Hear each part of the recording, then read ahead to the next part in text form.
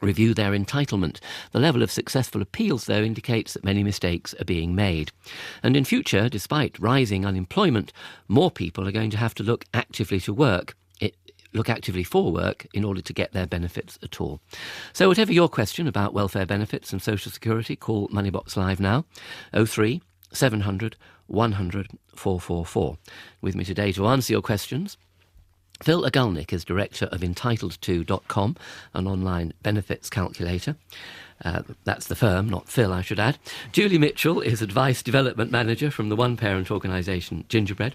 And Sally West is Strategy Advisor, Income and Policy with the charity Age UK. And our first question is from Marion, who's in Maida Vale in London. Marion, your question. Yes, hello. I've been working for 23 years in local government, and I know things are happening, which means redundancy might be coming in the next couple of years. I've never claimed benefits, and I just thought, well, I should maybe prepare myself, and I've got no idea what I'd be entitled to or how you work it out, and I'd like to do that. OK, it's a very common point, I think, with people facing redundancy for the first time. May I ask you a couple of personal questions, Marion? Yes. How old are you, and what are your family circumstances? I'm just about to be 48. I've got one child. Are you a single parent? I'm not married, but I live with my partner. You live with your partner, right. Yeah. So you're part of a two-parent family. So your entitlement will depend partly on your partner's entitlement too. Let's start with Phil Agulnick. What's the sort of range of things Marion might be looking at? Oh, hello, Marion. Can I ask, does your partner work? Because that will affect your entitlement. Yep, he was made redundant after many years of working last year. He doesn't claim because his mother died and he inherited some money, which means he's got too much capital or whatever to make a claim. OK, well, your partner might be able to claim what's called contribution-based job seekers allowance, and that depends on his national insurance contributions he made. If you were made redundant and neither of you are working, you should be able to claim jointly job seekers allowance or another out-of-work benefit from DWP. But you should also be able to get help with your council tax from your local authority, and if you rent a property, help with your rent. Though I suppose the snag with that might be that if Marion's partner has considerable capital, Julie Mitchell, they'll be counted as one unit, and it might affect benefits for both of them. Yes, absolutely. It's the first question really to think about. If the capital it stands over £16,000, there's really no access to the means-tested benefits that Phil mentioned, such as council tax benefit and housing benefit.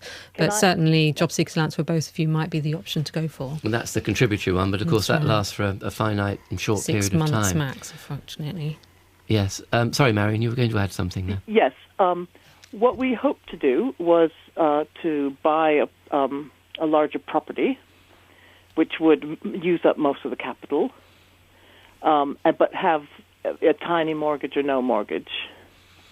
And the plan was we'd both work part-time or try to get part-time jobs instead of we were both working full-time. Right, well, if there's no savings left, then I suppose you might be entitled, though, of course, there is a rule called deprivation of assets, Phil, isn't there? Which There is, but in this case, reducing your mortgage is a very sensible thing to do with your savings in any case. So you might want to think about your financial planning anyway in terms of reducing your mortgage costs through those savings. The important point is that if you do things which are deliberately and intended to change your benefit entitlement, and that's the only reason, then the rules Paul mentioned can come in. But in your case, it sounds to me very sensible to reduce your mortgage in any event. Yeah. Sally West from Age UK. And I suppose just a general point, it's very sensible to be thinking ahead what your financial position will be if you are made redundant, but we are, as Paul said at the beginning, at a time of great change. There's a welfare reform bill going through Parliament at the moment, and the current benefits are going to be replaced by something called universal credit. So, it's very sensible to be thinking ahead. If this does happen, clearly you'll need to get some expert advice nearer the time and when we know what the details of the benefit system in the future. I think benefits for the first time are a bit of a shock to people, Marion, who think that people get quite a lot on benefits, that when it actually happens to them and they've both suddenly lost their jobs, they find it's not very much at all. Yes, Julie? It's worth just mentioning for the listeners as well, if in this situation Marion didn't have a partner living with her and she was a single parent, then other benefits to be aware of course, are to claim child tax credit and make sure you're getting the child benefit. And also there may be an option alternative to job seekers allowance called income support for lone parents with children under the age of 7. It is all very complicated, and I know people can ring Gingerbread if they are single parents and get that sort of advice. It's sometimes hard to get it, though, if you're not a single parent. Where do you actually go for advice? Well, most areas have someone like a Citizens Advice. There are, if you've got a disability, there's disability organisations for older people, Age UK, and carers organisations. So there's quite a lot of information online, Phil's organisation, there's a lot of leaflets and things, but there's also local advice if what you need is to sit down with somebody with piles of papers and go through everything. Yep, and entitled2.com will help you work out your entitlement to means-tested benefits if you put that into your browser. Now, John, thank you very much for your call, Marion, and good luck with your future. I hope you don't get made redundant. John is in Newcastle upon Tyne. Hello, Paul. What can I expect from the DWP if I apply for benefits, given that I resigned after a period of work-related stress? So you left work, you chose to leave, if you like, because you were under some such stress, and Yes. you want to know what you can claim. Yes. OK, let's ask Julie Mitchell. I don't know if you're a single parent, but Julie's probably best on that kind of subject. Julie? Hello, John. Regardless of whether you're a single parent here initially, the issues that you're concerned about are surrounding the sanctions that apply on job seekers allowance claims for people who are deemed to have voluntarily given up work without just cause, really. Correct. So there are things to be concerned about, and sanctions can last for up to 26 weeks, a whole 6 months before you can get benefit. But in circumstances such as your own, John, it's really important to think about the issues as to the reason why the stress occurred. And job centre staff will want to know what you've done to try and overcome that, if you've taken some steps with your employer to try and address the issues.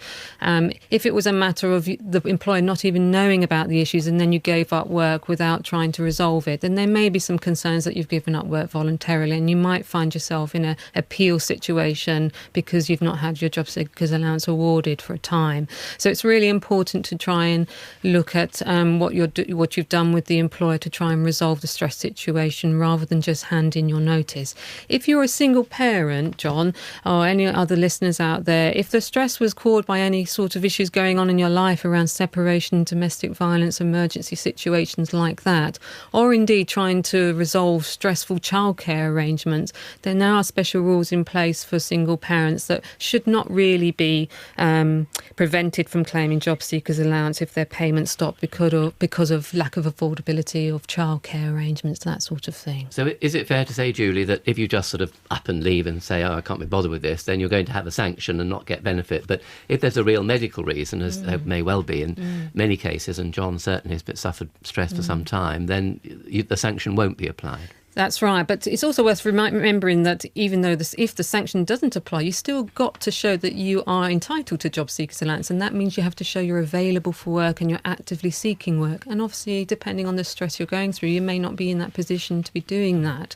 And there may be an alternative benefit called employment support allowance, which would be better suited to someone who has long-term stress problems, which the doctor would support them in terms of a sick note. OK, John, does that help with your problem? It certainly does, yes. It's good run through. Thanks a lot. Thank you very much for your call, John, and good luck with that. Let me just do a quick email now, because we've talked about people leaving work. This is from Philip, who's in Nottingham. He says, I've just taken redundancy, and he's 61.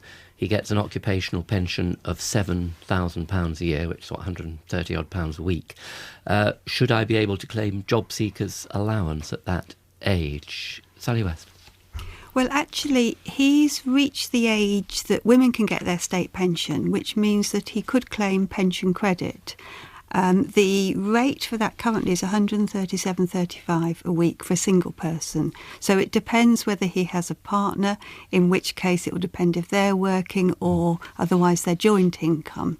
So at that age, once you've reached women's state pension age, which is gradually going up from 60 up to 65 and then beyond, you can claim pension credit, and those rates are, the system is a bit more generous for older people. So it's possible, but it does depend on what his savings are and what his total income is. But if he had no savings and his pension was exactly £7,000 a year, he'd be able to get at least a couple of pounds on top and help with his council tax and indeed rent if he paid it. Yes, if he's a tenant, he could get all his rent if he was by paid himself. And council tax, yeah. Phil, you want to add something? Just to be clear, that if you're over 65, there's an extra element in pension credit called savings credit, and the whole system becomes much more generous. So if you are particularly over 65, it's worth checking your entitlement to pension credit, because the majority of pensioners can claim pension credit or council tax benefit. Yes, he's 61, so he can get the one stage of pension credit, but not the second stage. OK, well, I hope that helps, Philip. Thanks very much for that email. And let's move on to our next call, which is Andrew in Blackheath in London. Andrew, good afternoon. Thanks for taking my call. My question is, how much money are people who are on various allowances, disability, housing, unemployment, allowed to keep if... before they start losing it, how much money would they be allowed to have in their bank account before they start losing some of their benefits? Right, well, that depends on the benefit, I think. Julie Mitchell. Well, for people under pension age, it's up to £6,000 before it has any impact on your benefit. It's not a cut-off, though, Andrew. Once it's up to £16,000, then it's a complete cut-off from means-tested benefits we're talking about here. So but disability... She could have 16,000, but would she lose some of her benefits if she had as much as 16,000 in the bank account? If she was claiming a means-tested benefit, unfortunately, she would not be able to claim that if her savings were over 16,000. Anything between 6 and 16,000, there is a marginal effect on your benefits. There's an assumption that you have about £1 a week in income from every £250 within that range. Right. Are the rules slightly different for pensioners on the...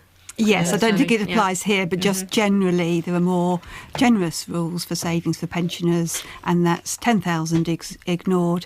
And for pension credit, there's no upper limit, but every £500 there is treated as £1 a week extra income. Andrew, can I ask what benefit we're talking about here?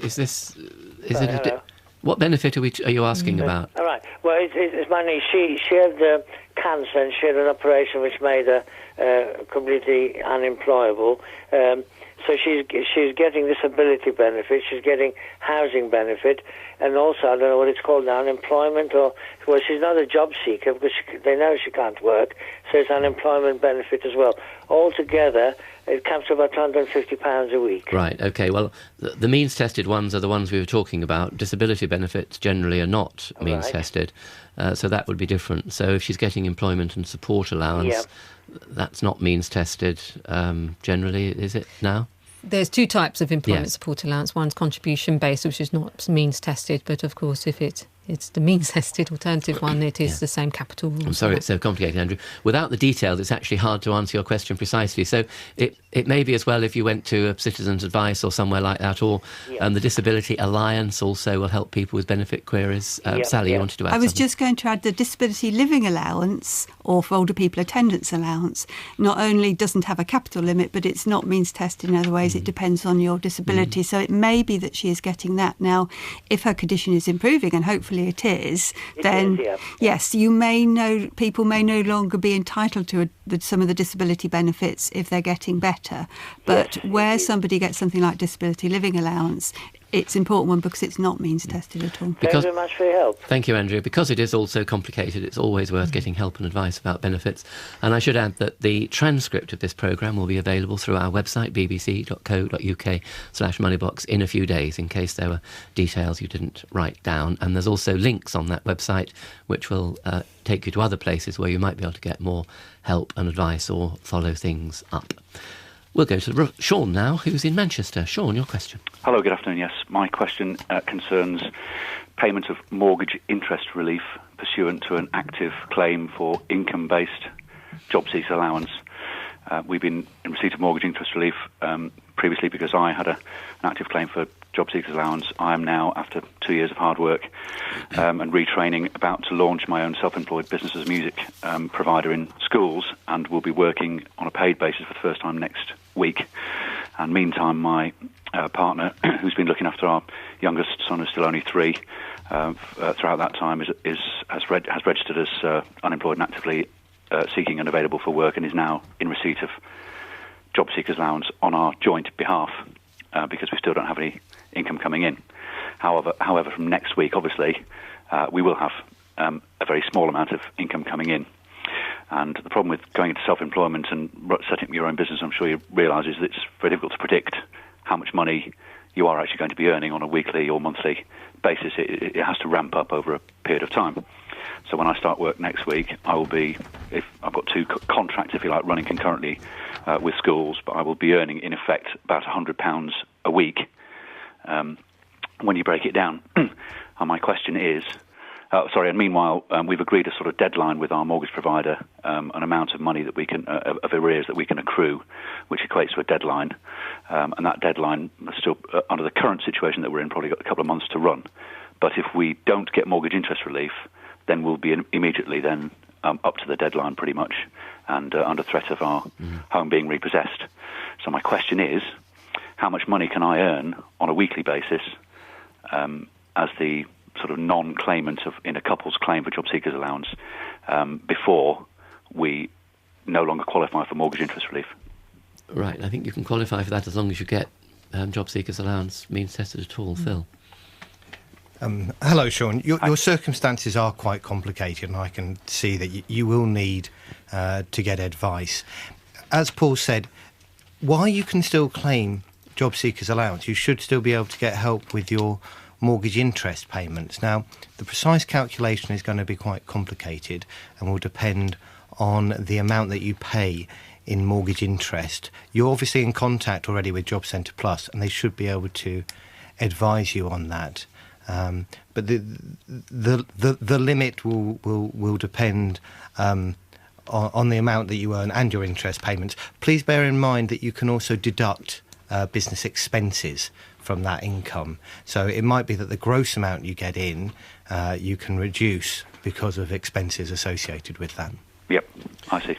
Okay, so I need to approach them, basically, but to get a calculation. I think you need to do a calculation. I mean, as I said, the site that Phil's responsible for, which you can get to by putting entitled2.com into your web browser, will help you with that, and you should be able to see and do some sort of what-if calculations. I think that's possible on that. But it's important to realise if you are part of a couple, it's both of you that's counted, and it can be very complicated. Self-employed people particularly, because their income fluctuates, do have problems.